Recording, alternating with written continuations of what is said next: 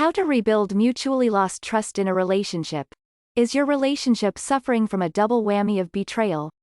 Perhaps you admitted to lying to your partner about your past, only to have them turn around and confess to infidelity. If you want your relationship to work, trust has to be present on both sides of the equation. Before you can restore trust, each of you needs to be honest about whether you are interested in working for the relationship. Once it's clear that all hands are on deck, you can make headway towards rebuilding mutual trust by starting with total honesty and implementing trust-building strategies. Evaluating whether you should stay. Identify and share your deal breakers. If you and your mate both betrayed one another's trust, there's a chance you haven't had a discussion about your non-negotiables.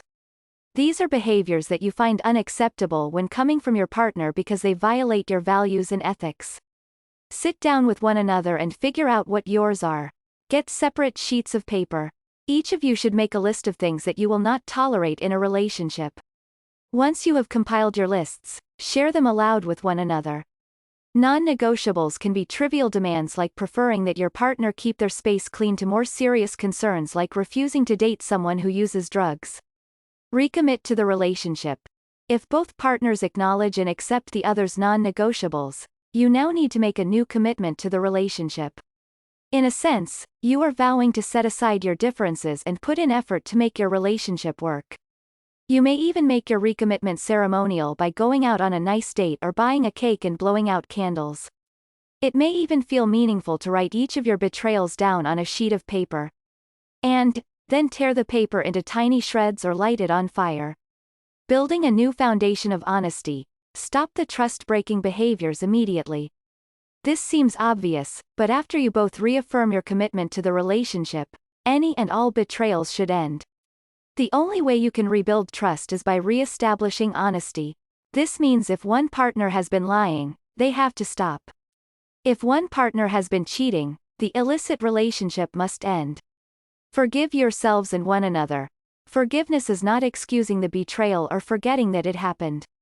Rather, it is the act of absolving your partner of guilt so that you can move forward.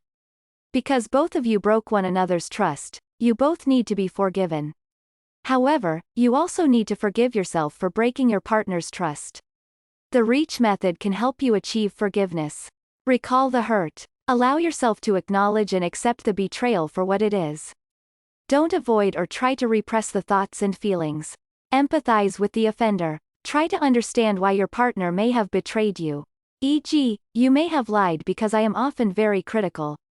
Altruistic gift of forgiveness. Reflect on a time when you hurt someone and they granted you the gift of forgiveness. View forgiveness as a gift that awards the giver with peace of mind.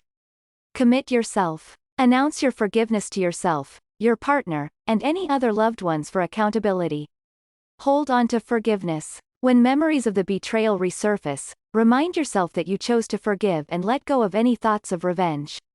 Agree to leave the past in the past. Once each of you have agreed to forgive, avoid rehashing what happened. Think of today as the first day of your relationship. Whatever lies over the horizon is what you make it. Hold each other accountable for not bringing up past betrayals in future arguments. Agree on a phrase like, "Let's stick to the present, sweetie," when the past pops up.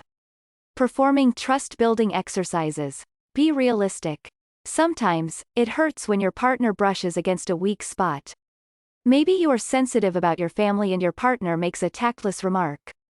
You think, "What a jerk," or, "Did she intentionally criticize me?" In order to rebuild your trust, you have to turn the volume down on this defensiveness and start giving your partner the benefit of the doubt. If you attack everything your partner says, they will start censoring their words around you.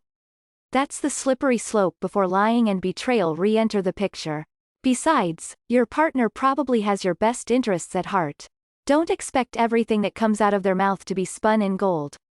Hold yourself and your partner to realistic standards and your relationship will thrive.